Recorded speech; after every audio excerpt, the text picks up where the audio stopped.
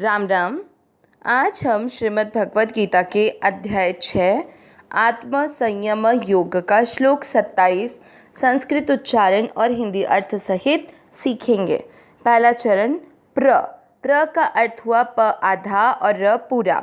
शा के साथ आधा न प्रशांत, में अमिक्स करना प्रशांत। म न दोनों अक्षर पूरे, दोनों में अमिक्स करना मन। स के ऊपर अनुस्वार आधा म शब्द पुराने के बाद इसलिए मनसम। इसके बाद में ये ह आधा और ह के अंदर देखिए य है पूरा, य पे ए की मात्रा ये, तो क्या बन जाएगा ये। ह आधे को छोड़ना नहीं है और ह ये भी नहीं करना है, ये ध्यान रखना है। ये न शब्द पुराने के बाद न पे अनुस्वार आधा म ये नम। पहला चरण फिर से प्रशांत मनसं ये नम। दूसरा चरण योगी न शब्द पुराने के बाद न पे अनुस्वार आधा म योगिनम।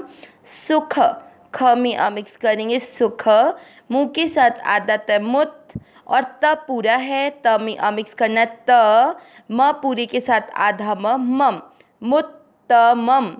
दूसरा चरण फिर से योगिनम सुखमुत्तमम। पहला और दूसरा चरण साथ में प्रशांत मनसं येनम योगिनम सुखमुत्तमम। तीसरा चरण देखेंगे उपई, प पे आई की मात्रा उपैती, शा के साथ आधा न शान और त में अमिक्स करना शांत। रज बिल्कुल जैसे अपन ने मनसम शब्द पढ़ा वैसे ये शब्द पढ़ा जाएगा, इसके अंदर रज दोनों में अमिक्स करना रज। स के ऊपर शब्द पूरा होने के बाद अनुस्वार आधा म रजसम शांत रजसम। तीसरा चरण फिर से उपैति शांत रजसम। चौथा चरण ब्र का अर्थ हुआ ब आधा और र पूरा। जैसे प्र है बिल्कुल वैसे ही ब्र है, ब्र के बाद में ह आधा और ह के अंदर म पूरा।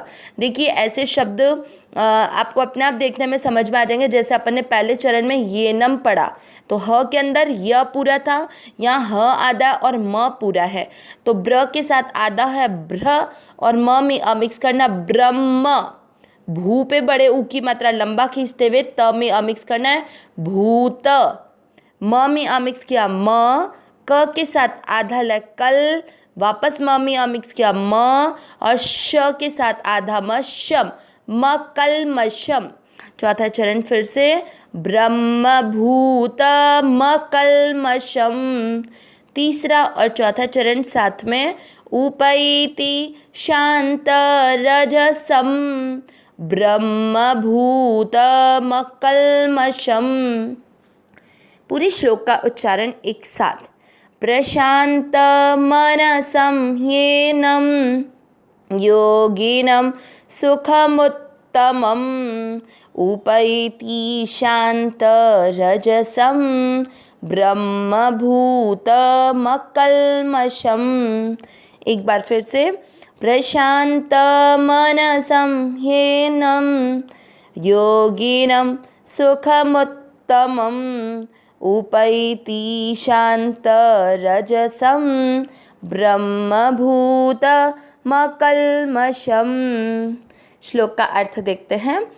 इससे पहले जो हमने श्लोक नंबर इसी अध्याय के 24 और 25 देखे थे, उसमें देखा था कि ध्यान योग की स्थिति के लिए संकल्प मतलब जो मन में अलग अलग प्रकार की स्फूर्णाएँ पैदा होती है, उनमें से जो स्फूर्णा के साथ में हमारा ऐसा हो जाता है कि ये मतलब पूरा होना तो ज़रूरी है, इसकी आवश्यकता हमको महसूस होती है, तो वो एक संकल्प बन जाती है। चाहे कुछ चीज़ों से हम लोग प्रिय समझ के उसको संकल्प बना लेते हैं और कुछ चीज़ को अप्रिय मान के उससे द्वेष रखते हुए उसको एक संकल्प बना लेते हैं।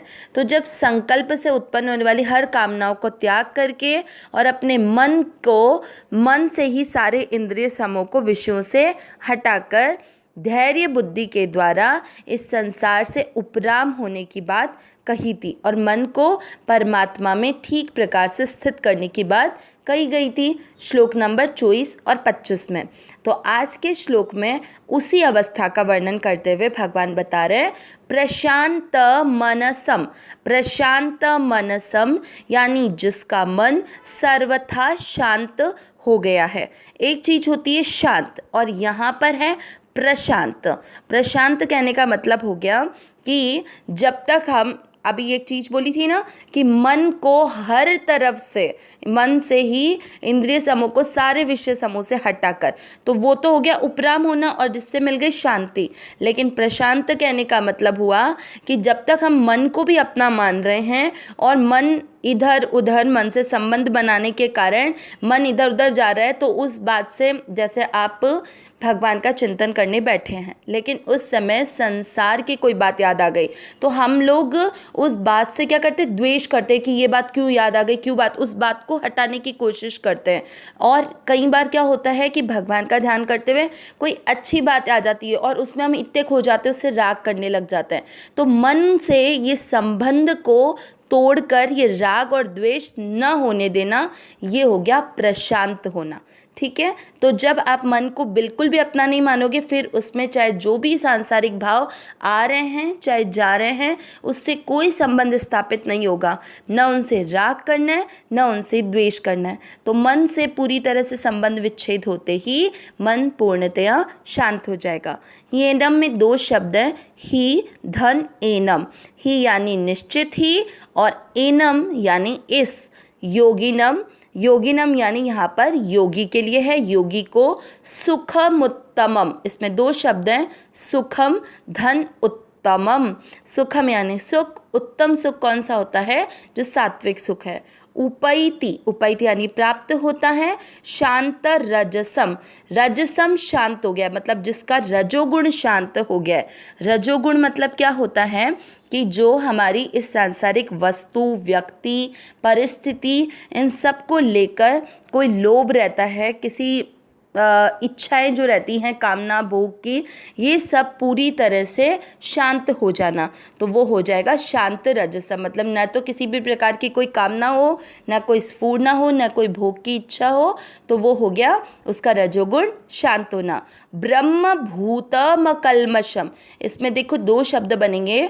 ब्रह्म भूतम, जो म पूरा है ना उसका आधा म ब्रह्म भूत के साथ जुड़ेगा, तो ब्रह्म भूतम यानी ब्रह्म रूप बने हुए, और म में जो अ मिक्स किया था उससे बन जाएगा अकल्मशम। अकल्मशम यानी जिसके संपूर्ण पाप नष्ट हो गए। अब पाप यहाँ पर कौन सी बात से रिलेटेड ले रहे हैं? यहाँ पर तमोगुण के बारे में कह रहे हैं कि जिसका तमोगुण पूरी तरह से नष्ट हो गया है, जिसमें किसी भी प्रकार का प्रमाद, आलस नहीं है, तो वो हो गया अकल्मशम। तो इस तरह से पूरा अर्थ क्या निकला कि जिसके संपूर्ण पाप नष्ट हो गए हैं, जिसका रजोगुण शांत हो गया है और मन भी सर्वथा शांत हो गया है। मन शांत होने का मतलब कि मन से पूर्णतया संबंध विच्छेद हो गया है। ये भी नहीं माना है कि मेरा मन शांत हो गया, मेरा वाली चीज़ ही हट गई है। ठीक है, मन से ही पूरी तरह से उपराम हो गया है।